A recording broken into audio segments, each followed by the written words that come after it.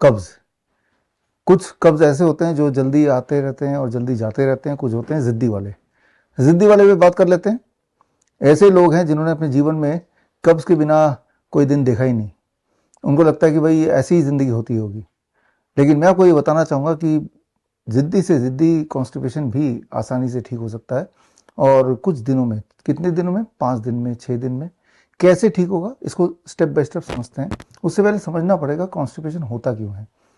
देखिए, एक बात समझना पड़ेगा, आपके कोलोन में एक तरह के बैक्टीरिया होते हैं जो सिर्फ फाइबर पे निर्भर होते हैं। फाइबर फाइबर यानी कि जब आप कोई भी चीज़ खाते हैं, जैसे फ्रूट्स एंड रॉ वेजिटेबल्स, तो आप फाइबर भी खाते हैं। ये जो फाइबर है, that is not your body food. वो आपकी बॉडी की रिक्वायरमेंट नहीं है, वो कोलोन में जो बैक्टीरिया उनकी रिक्वायरमेंट है। और वो बैक्टीरिया जितने ठीक से आप उसको पोषण करेंगे, फाइबर देंगे, उतना अच्छा वो कोलोन की सफाई रखेंगे। एंड अगर सफाई नहीं रख पाते तो that is called constipation. As simple as that. Constipation बहुत लंबे समय तक रहेगा तो कुछ लोगों को उससे कई सारी और दिक्कतें, जैसे पाइल्स है, फिशर्स हैं, और कोई अल्सर बनेगा, कोई ट्यूमर बनेगा, फाइनली कुछ कैंसर बनेगा, इंटरनल ब्लीडिंग होगी, या एनएस से ब्लीडिंग होगी। तो ये सारे एडवांस रूप होते जाते हैं। So it will not restrict just to constipation. एक और बात ये है कि कॉन्स्टिपेशन अगर है तो मान लीजिए आपकी दुनिया की सारी के सारी बीमारियां भी आपको आने ही वाली है, लगी चुकी है। जितना साफ आपका पेट होगा उतना साफ आपका शरीर होगा। याद रखिए एक छोटी सी बात, आपके बॉडी के जो सारे ऑर्गन्स हैं, जितने भी ऑर्गन्स आप जानते हैं, चाहे वो ब्रेन हो, चाहे वो हार्ट हो, चाहे वो लंग हो, चाहे वो किडनी हो, उन ऑर्गन और एक्सटर्नल दुनिया के बीच में जो बैरियर है, दैट इज योर स्टमक। कोई भी चीज़ आप खाते हैं सीधे हार्ट में नहीं पहुंचेगा, सीधे लंग में नहीं पहुंचेगा। कहाँ पहुंचेगा वो स्टमक में पहुंचेगा। कहाँ पहुंचेगा वो? इंटेस्टाइनल सिस्टम में पहुंचेगा। और उसके बाद वहाँ से फिल्टर होके, वहाँ से एब्जॉर्ब होके, फिर वो न्यूट्रिशन जो है वो जहाँ जहाँ भी जाना है वो जाएगा।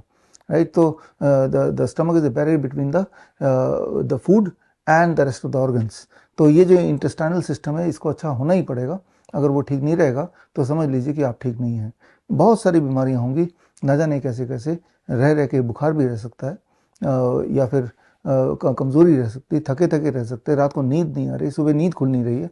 ये नाना तरह की दिक्कतें हो सकती हैं। खैर, ये कोई बात नई नहीं है, क्योंकि जैसा मैंने देखा कि हमारे हॉस्पिटल्स में जब पेशेंट आते हैं, या हमारे क्लिनिक में, doctor BRC clinic at the rate home में जब पेशेंट्स आते हैं, कोई कैंसर के लिए आ रहा है, कोई हार्ट के लिए आ रहा है, कोई किडनी के लिए आ रहा है, लेकिन अधिकतर लोगों में एक बात कॉमन होती है कि वो उनको कॉन्स्टिपेशन का भी इशू है। अब तो वो इसको इशू ही नहीं मानते हैं, सोचते हैं कि ज़िंदगी ऐसी ही जीनी होती है।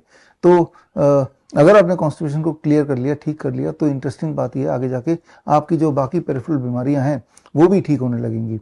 तो वाइस वर्सा है।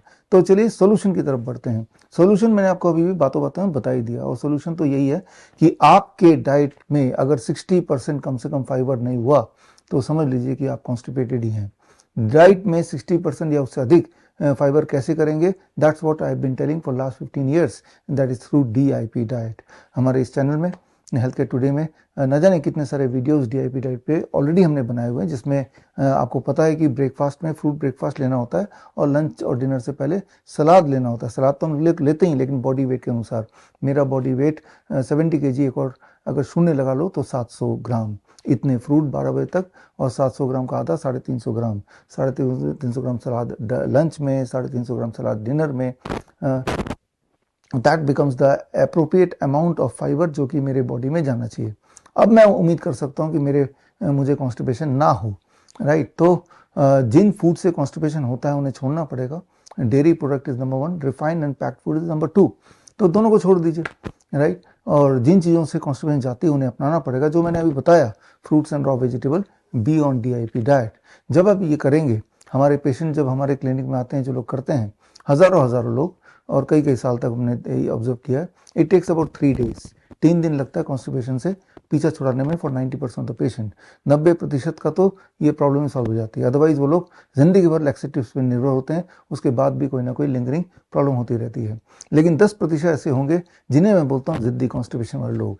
ये 3 दिन तो क्या, 7 दिन 10 दिन में भी DIP डाइट के बाद भी उनको कोई खास बेनिफिट होता हुआ नहीं दिखता।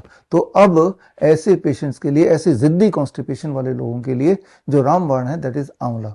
आंवला क्या करना है? आंवला आपने 8-10 आंवले खरीदने हैं, ताज़ा आंवला। किसी भी मौसम में मिलता है, कभी महंगा मिलता है, कभी सस्ता मिलता है, मिलता जरूर है। ये हमने हमेशा से देखा है और देख लिया है।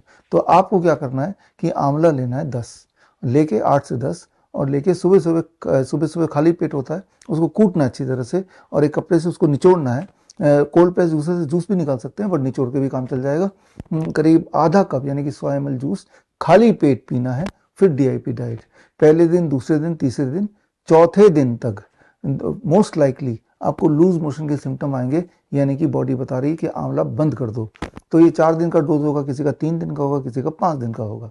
इतने में ही जिद्दी कॉन्स्टिपेशन टूट जाता है और उसके बाद अपने आंवला छोड़ दिया और continue with the DIP diet, the problem of constipation is gone, right. So that is as simple as that. और क्या नहीं करना है, कुछ लोग सोचेंगे शॉर्टकट ले लेते हैं, आंवले का जूस तो बाजार में वैसे ही मिलता है पैक्ड, वो लेंगे तो काम नहीं करेगा। एक्सपेरिमेंटली लेके देखिए, कुछ काम नहीं करेगा, क्योंकि जब आप आंवला खुद लेते हैं और उसको कूट के जब उसका जूस निकालते हैं, that is a live enzyme. उस आंवले में लाइव एंजाइम है। यही लाइव एंजाइम तो उन बैक्टीरिया को एक्टिवेट करेगी जो आपके कोलोन में सुस्त पड़ी हुई हैं और कॉन्स्टिपेशन से आप जूझ रहे हैं। तो इतनी छोटी सी बात है, भयंकर से भयंकर बीमारी के इनिशियल स्टेजेस में कॉन्स्टिपेशन से ही शुरू होता है, लेकिन ये कॉन्स्टिपेशन अपने आप में बड़ी तेजी से ठीक हो सकता है, ठीक होता है। बड़ी से बड़ी बीमारी का आसान से आसान इलाज घर बैठे ही हो सकता है। अधिक जानकारी के लिए कांटेक्ट करें nearest doctor BRC clinic @home। Lifestyle disease हो या इन्फेक्शियस इलनेस, कॉस्मेटिक्स हो या पेन मैनेजमेंट, घर पर ही बनाएं अपनी दवा। Ancient wisdom and modern evidence base का अनोखा मिश्रण। Join 1 month online training, be a certified Neem therapy practitioner.